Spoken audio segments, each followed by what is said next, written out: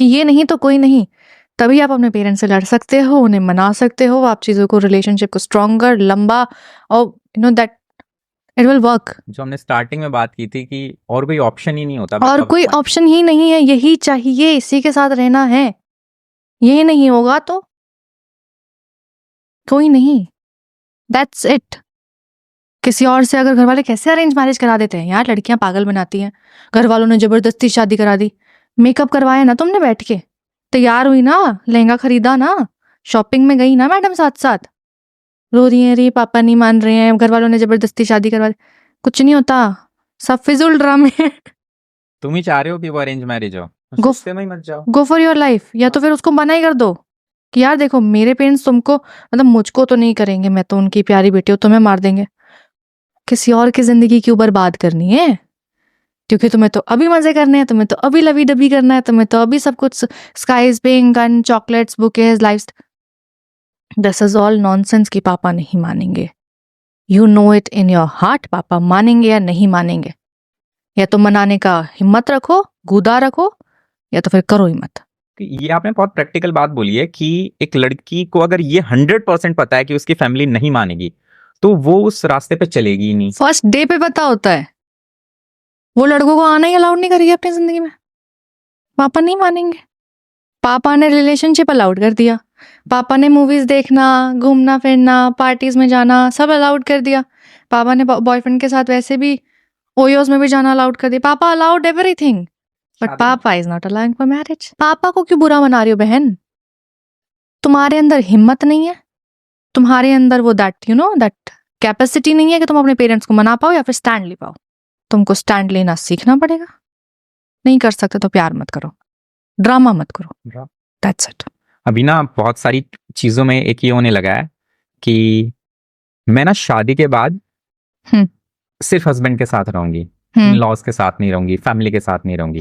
अब ये ना पहले काफी बार होता था, तो थोड़ा सा ना इसके पीछे मेरे को लॉजिक भी समझ में आता था कि पहले ना जॉइंट फैमिलीज होती थी, बहुत बड़ी बड़ी फैमिलीज होती थी, तो कहीं ना देखो लड़की के माँ बाप का भी ये सोचना कि यार हमारी बेटी ऐसे घर में जाए जहां उसके ऊपर बहुत ज्यादा वर्कलोड तो ना हो एटलीस्ट। लेकिन ये चीज शुरू यहाँ से हुई, ये सोच या ये पर्सपेक्टिव वहां से आया, अब ये इस लेवल पे आ गया है कि मुझे सिर्फ तुम्हारे साथ रहना है, यानी कि मैं, मेरा पति और कल को मेरे बच्चे होंगे वो। अगर कोई लड़की ये बात बोल रही है ना, तो पहली बात तो उस लड़के से शादी मत करो, बच्चा नहीं हुआ छोड़ दो, मैं बोल रही हूँ बात, छोड़ दो। फिर क्यों नहीं रह सकता माँ बाप के साथ में, प्रॉब्लम क्या है? मैं भी तो अपने माँ बाप को छोड़ के आई हूँ। अरे तो भाई कन्यादान की प्रथा क्यों बनाई गई? क्योंकि एक लड़की का गोत्रदान हो सकता है, एक लड़के को अपने बाप को मुखाग्नि देनी होती है, लड़का नहीं जा सकता छोड़ के, उसका दान नहीं हो सकता है, लड़की का हो सकता है, क्योंकि अगर लड़की अपने बाप को मुखाग्नि देगी तो उस बाप को मोक्ष नहीं मिलेगा, उसकी आत्मा को शांति नहीं मिलेगी और फिर पितृदोष के प्रॉब्लम्स आते हैं, लिखा हुआ है, रीजन समझो। तुम छोड़ के आई हो तो क्या दुनिया की प्लैनेट की पहली हो क्या? पहली तो नहीं हो, not the first one, not first one in the universe. Parvati माँ अपना घर छोड़ के, महल छोड़ के शिव जी के पास गई थी, उन्होंने तो नहीं बोला कि मैं अपना महल क्यों छोड़ूं, मैं तो यहाँ की राजकुमारी हूँ, मैं क्यों ऐसी जगह पे जाके रहूं पहाड़ों के बीच में जहां पे तुम अपने गले में नाग लेके चलते हो, मुंड की माला पहनते हो, भस्म अपने शरीर पे लगाते हो और तुम्हारे आसपास सिर्फ प्रेत घूमते हैं। उन्होंने तो नहीं बोला कि मुझे एक महल चाहिए। सती अपने पिता से लड़के, महाराज दक्ष से लड़के शिव जी के ले गई, उन्होंने तो नहीं बोला कि मैं क्यों लड़ूं अपने पापा से, मेरे पापा तो बहुत उसूलों के पक्के हैं, उन्हें तो एक राजकुमारी चाहिए था। आपको पता है भगवान चाहिए, लेकिन आपको भगवान से सीखना नहीं है। लड़कियों की प्रॉब्लम ये हो गई है कि वो रिस्पॉन्सिबिलिटीज से भागना चाह रही हैं, उन्होंने निभाया नहीं है। जो लड़की आज तक माँ नहीं बनी है ना, वो इस बात के भाषण देने लग जाएगी कि अरे बच्चा करना बहुत मुश्किल है, बच्चों के डायपर्स चेंज करना, बच्चा पालना बहुत मुश्किल है, मैं कैसे घर का काम संभालूंगी। तुमने वो एक्सपीरियंस तक नहीं किया है, और अगर एक्सपीरियंस कर भी लिया है देन तुम तो उस इमोशन में प्रॉपर है। Motherhood is the the best feeling in the world.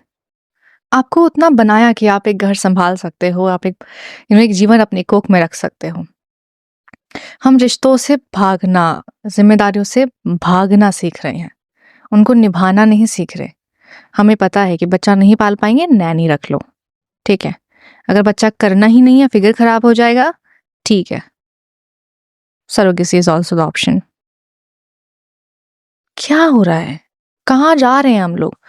एक वक्त आएगा जब इस समाज में ना शादियां होंगी ना रिश्ते बनेंगे। लोग एक दूसरे के साथ जुड़ेंगे, कॉन्ट्रैक्ट करेंगे, ओके मैं तुम्हारे साथ 6 महीने के लिए हूँ, जहाँ पे मैं तुम्हारे साथ सेक्स करूंगा, तुम्हारे साथ रहूंगा, ओके सारे इमोशंस देखूंगा, and then okay move on, that's it. Contractual relationships होंगी, नॉट द रियल रिलेशनशिप्स। और ये वेस्ट में होने भी लग गई हैं अब।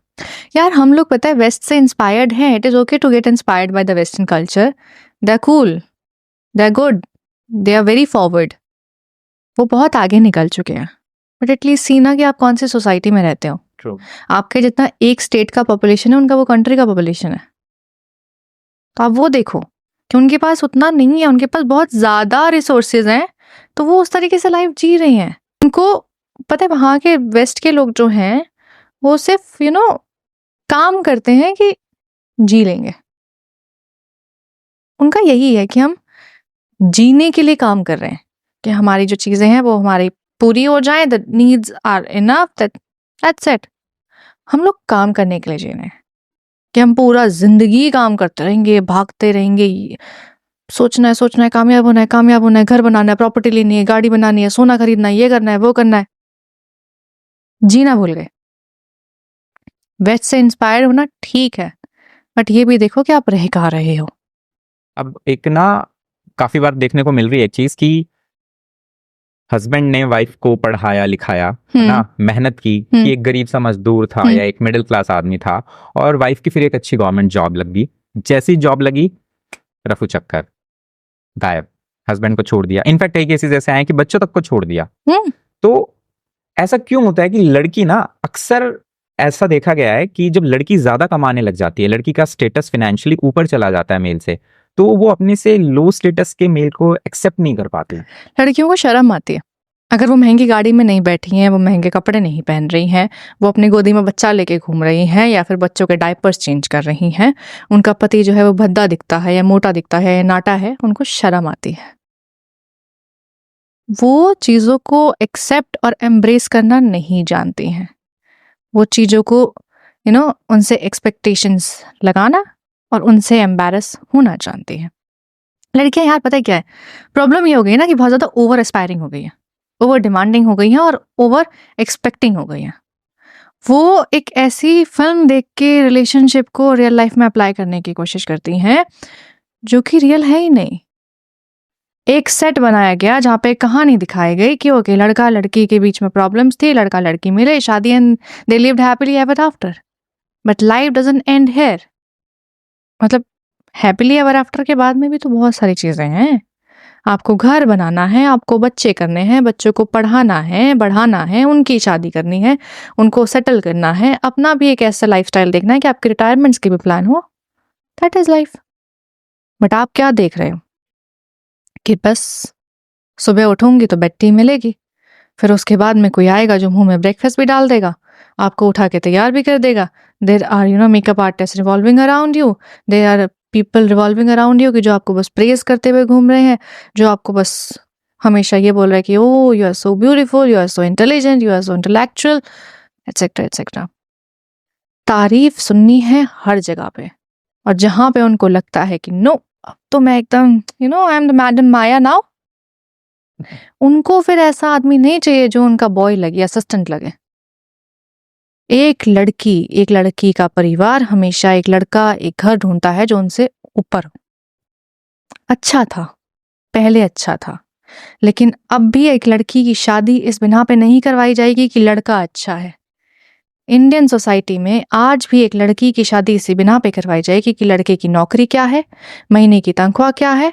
आजकल तो नए टैंट्रम्स आ गए कि